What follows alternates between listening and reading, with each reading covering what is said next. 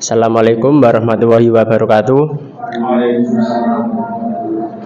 Alhamdulillah wassalatu wassalamu ala rasulillah wa ala alihi wa sahbihi wa mawalah amma ba'd. Yang saya takdimi Bapak Labib Nurbahai MSI selaku dosen pengampu pada mata kuliah Bank dan Lembaga Keuangan Syariah.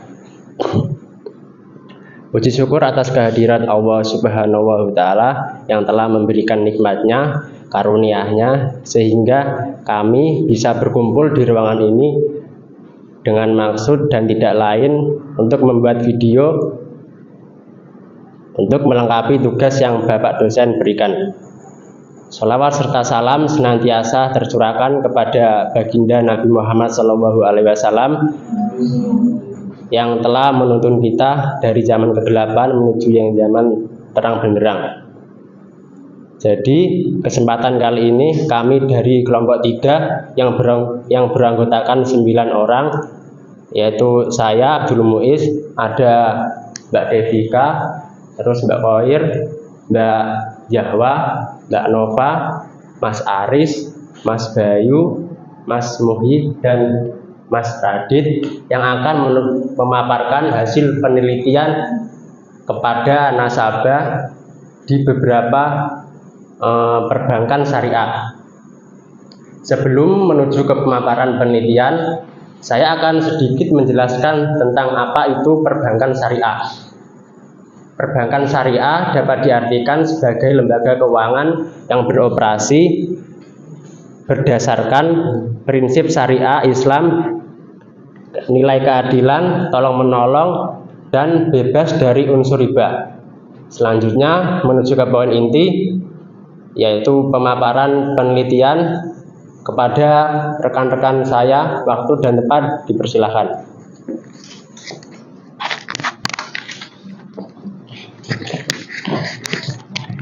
Selanjutnya adalah tujuan penelitian. Yang pertama adalah untuk melihat bagaimana proses pemilihan dan penjelasan akad dilakukan oleh pihak bank kepada nasabah.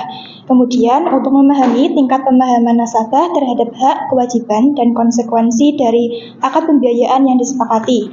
Kemudian mengetahui bagaimana bank syariah menyikapi permasalahan yang dihadapi nasabah, seperti keterlambatan pembiayaan atau kesulitan usaha. Kemudian mengidentifikasi sejauh mana peran Dewan Pengawas Syariah terlihat dalam menjaga kepatuhan syariah pada pelaksanaan akad. Kemudian melihat hubungan antara pelaksanaan hukum Islam dan hukum nasional terhadap praktik pembiayaan di bank syariah. Kemudian adalah manfaat penelitian. Yang pertama adalah manfaat akademis, di mana hasil penelitian ini dapat menjadi bahan pembelajaran dan referensi dari mahasiswa atau peneliti yang ingin memahami bagaimana prinsip-prinsip syariat diterapkan dalam praktik perbankan. Kemudian adalah manfaat praktis, di mana penelitian ini memberikan wawasan bagi masyarakat umum, khususnya calon nasabah, agar lebih memahami mekanisme pembiayaan di bank syariah. Kemudian manfaat bagi lembaga keuangan syariah, di mana hasil penelitian dapat menjadi masukan bagi pihak bank syariah untuk meningkatkan transparansi, pelayanan, serta penjelasan mengenai dasar hukum dan fatwa yang menjadi landasan akad. Kemudian manfaat bagi pengembangan ekonomi syariah, di mana informasi dari penelitian ini dapat mendukung pengembangan sistem keuangan syariah yang lebih baik. Kemudian akan dilanjutkan oleh prestasi yang selanjutnya.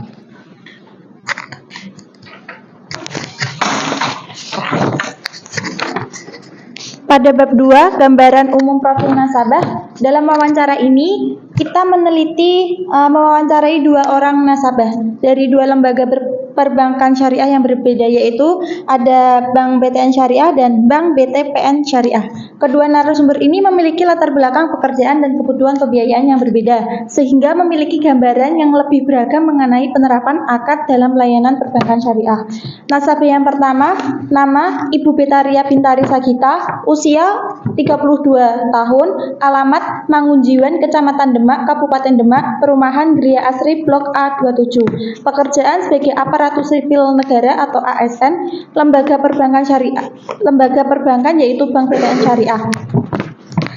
Bu Betaria ini merupakan nasabah Bank BTN Syariah yang memanfaatkan layanan keuangan berbasis syariah. Dalam pandangannya, ia menilai bahwa pelayanan di bank ini dapat dijalankan atau dilakukan secara transparan dan disertai dengan penjelasan yang jelas dan mudah dipahami. Bu Betaria juga menilai bahwa sistem layanan di bank ini memberikan rasa aman dan kepercayaan karena berlandaskan prinsip-prinsip syariah yang menghindari praktik riba. Dan nasabah yang kedua akan disampaikan oleh Mas Aris.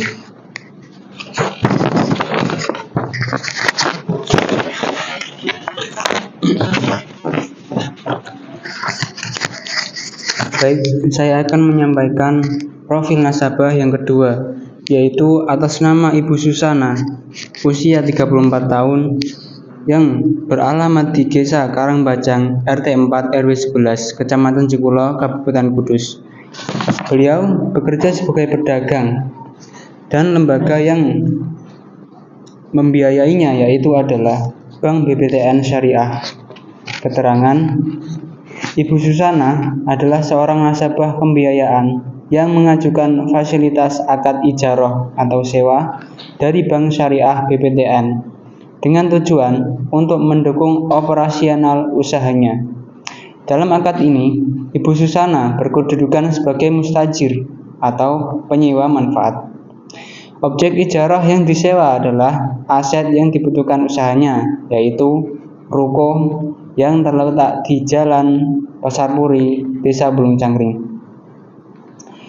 Jenis akad yang kemungkinan digunakan ijarah mumtahiyah bitamlik yang memberikan opsi bagi Ibu Susana untuk memiliki aset tersebut di akhir masa sewa. Dengan demikian, kedua profil nasabah tersebut menggambarkan dua jenis pengguna layanan perbankan syariah dengan latar belakang pekerjaan dan kebutuhan yang berbeda. Namun, keduanya memiliki pandangan yang baik terhadap layanan perbankan syariah dan merasa puas serta percaya terhadap sistem yang telah ditetapkan, karena dianggap selaras dengan prinsip kejujuran, keadilan, dan nilai-nilai Islam.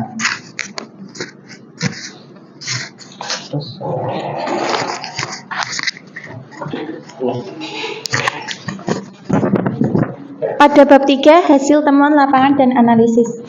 Yang pertama dari nasabah Bu Betaria Bintari Sagita, nasabah BTN Syariah.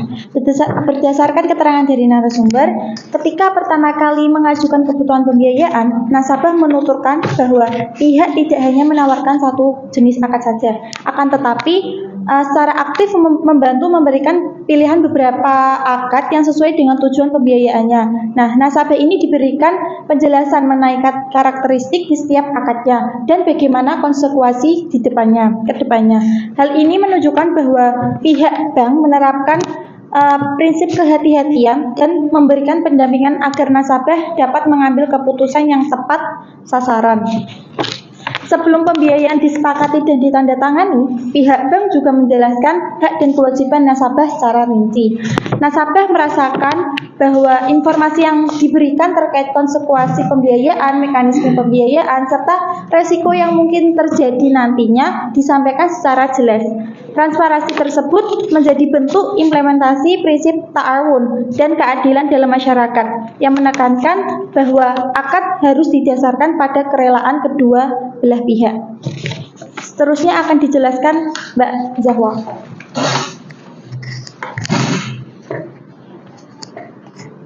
Selanjutnya, pada kondisi tertentu seperti saat ekonomi nasabah sedang tidak baik atau menurun, pihak bank memberikan peluang komunikasi dengan nasabah. Bank memberikan solusi melalui restrukturisasi pembayaran agar nasabah tidak mengalami kesulitan dalam membayar, sehingga menunjukkan fleksibilitas dalam praktik perbankan syariah serta menjunjung prinsip perlindungan terhadap nasabah. Nasabah juga memahami perbedaan akad dalam bank syariah seperti jual beli dan bagi hasil sesuai dengan syariat Islam, serta menyadari pentingnya pembagian dalam pembiayaan syariah. Namun demikian, nasabah juga mengakui bahwa ada aspek akad yang terasa formalitas administrasinya saja. Secara umum, mereka menilai bahwa kesepakatan tetap berjalan sebagaimana mestinya. Bank juga memberikan penjelasan terkait syariah, namun sifatnya masih umum dan belum secara rinci mengacu pada fatwa MUI, ayat Al-Quran atau hadis sebagai landasan akadnya. Selanjutnya dilanjutkan oleh Mbak Khair.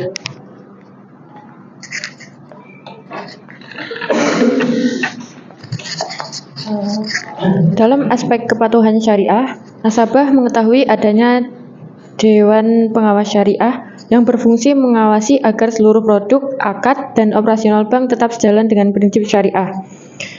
Jadi ketika terjadi keterlambatan pembayaran, pihak bank tidak langsung memberikan sanksi, melainkan memberikan peringatan terlebih dahulu dan mengupayakan solusi bersama. Meski demikian, bank tetap menerapkan denda atas keterlambatan tersebut. Namun sesuai ketentuan syariah, denda tersebut tidak menjadi keuntungan bank, namun dialokasikan untuk kegiatan sosial. Menanggapi hubungan antara hukum Islam dengan hukum nasional, nasabah berpendapat bahwa keduanya sudah cukup seimbang dan saling mendukung dalam pelaksanaan akad pembiayaan di bank syariah. Meskipun demikian, masih diperlukan peningkatan penyelarasan agar dalam praktiknya peraturan hukum positif dan regulasi syariah dapat berjalan lebih harmonis dan tidak menimbulkan perbedaan interpretasi yang dapat mempengaruhi pelayanan kepada masyarakat. Selanjutnya akan dijelaskan oleh Mas Radik.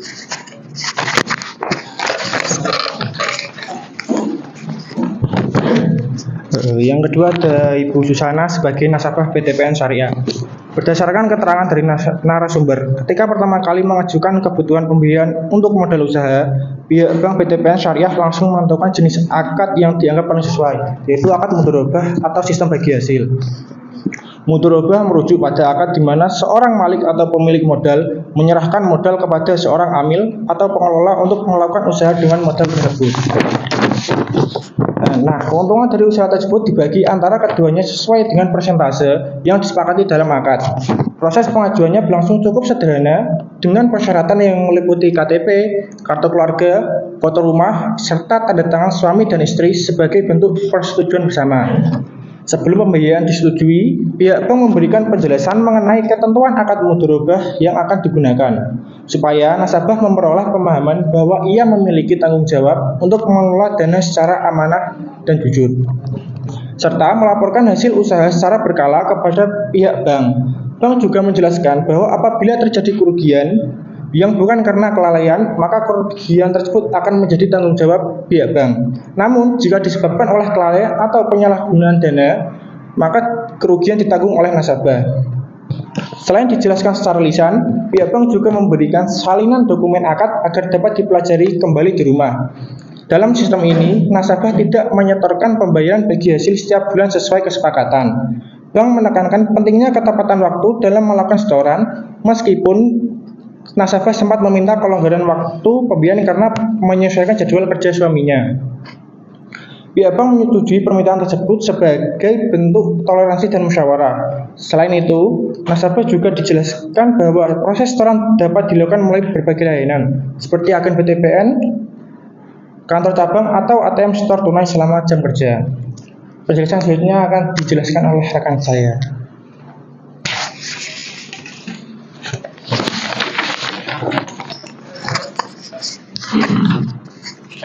Dalam pelaksanaannya, nasabah menilai bahwa akad mudharabah ini memang dijelaskan dengan baik di awal, tetapi pada praktiknya tidak sepenuhnya mencerminkan sistem bagi hasil yang dijanjikan. Menurut nasabah, pembayaran yang dilakukan setiap bulan lebih menyerupai angsuran tetap daripada hasil pembagian keuntungan usaha. Nasabah mengaku awalnya memahami bahwa sistem bagi hasil seperti setoran itu menyesuaikan kondisi dari usaha.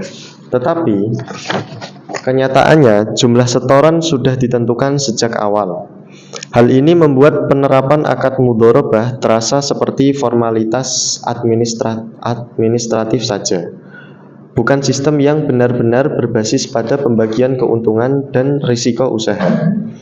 Saat ditanya mengenai dasar hukum syariah akad yang digunakan, nasabah menjelaskan bahwa pihak bank itu hanya menyampaikan informasi secara umum bahwa seluruh produk BTPN Syariah telah diawasi oleh Dewan Pengawas Syariah atau DPS. Tidak ada penjelasan lebih rinci mengenai fakta, fatwa DSN MUI, ayat Al-Quran atau hadis yang menjadi landasan hukum dari akad tersebut. Meskipun demikian, nasabah tetap merasa yakin bahwa produk yang digunakan sudah sesuai dengan prinsip syariah karena telah diawasi oleh lembaga resmi. Mengenai keberadaan Dewan Pengawas Syariah, nasabah menjelaskan bahwa beliau sering mendengar nama lembaga tersebut disebut oleh pihak bank, namun belum pernah melihat keterlibatan langsungnya dalam aktivitas perbankan pada bank tersebut. Beliau menilai bahwa peran Dewan Pengawas Syariah ini lebih terlihat dalam bentuk pengawasan internal di tingkat manajemen bank itu sendiri, bukan pada interaksi langsung dengan nasabah. Menurutnya, hal ini membuat keberadaan Dewan Pengawas Syariah terkesan lebih bersifat administratif, meskipun tetap penting sebagai simbol kepatuhan. Penjelasan selanjutnya akan disampaikan oleh Mas Bayu.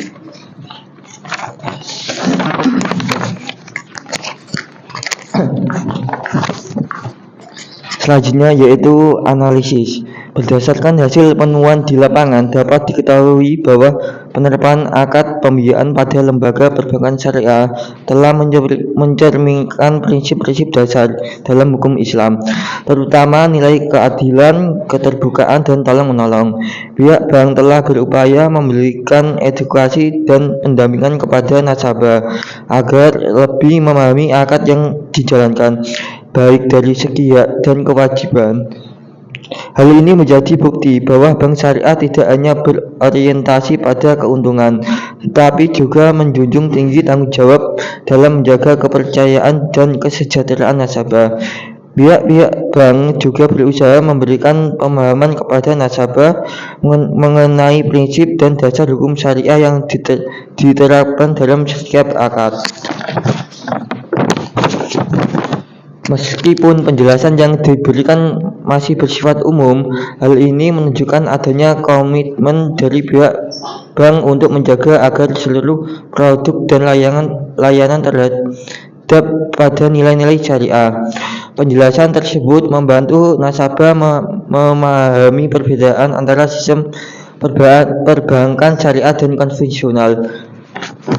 Jika ditinjau dari aspek hukum nasional, penerapan kegiatan pembiayaan di bank syariah sudah menunjukkan keselarasan dengan peraturan perundang-undangan yang berlaku di Indonesia, khususnya Undang-Undang Nomor 21 Tahun 2000 tentang Perbankan Syariah.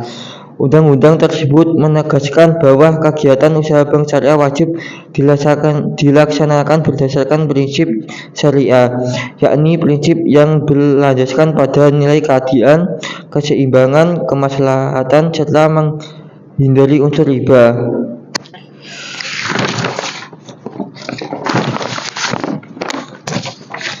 Dengan demikian dapat disimpulkan bahwa pelaksanaan akad pembiayaan di bank syariah pada dasarnya telah berjalan sesuai dengan prinsip syariah dan ketentuan hukum yang berlaku di Indonesia. Meskipun demikian masih diperlukan peningkatan dalam aspek edukasi kepada nasabah agar mereka memahami secara menyeluruh makna dan tujuan dari akad yang dijalankan. Selanjutnya dilanjutkan oleh Mas Muiz, saya persilakan. Nah, tadi sudah dipaparkan kepada rekan-rekan kelompok saya tentang produk pembiayaan di perbankan syariah, bagaimana mekanismenya dan apa akadnya. Jadi kesimpulannya, penerapan akad pembiayaan di bank BTN Syariah dan bank BTPN Syariah telah sesuai dengan prinsip syariah dan ketentuan hukum nasional. Nilai-nilai Islam seperti keadilan, keterbukaan, dan tolong-menolong sudah tercermin dalam setiap tahapan pembiayaan. Kedua bank tersebut juga menunjukkan komitmen menjaga kepatuhan. Meski demikian, peningkatan edukasi kepada nasabah masih diperlukan agar tujuan utama dari perbankan syariah yang menekankan nilai keadilan, kejujuran, dan kemaslahatan dapat lebih terwujud. Sekian pemaparan hasil penelitian dari kelompok kami. Semoga memberikan pemahaman pada rekan-rekan kelompok saya dan juga kepada penonton yang melihat video ini. Dan kami mohon semoga Bapak dosen memberikan nilai yang bagus. Sekian, terima kasih. Assalamualaikum warahmatullahi wabarakatuh.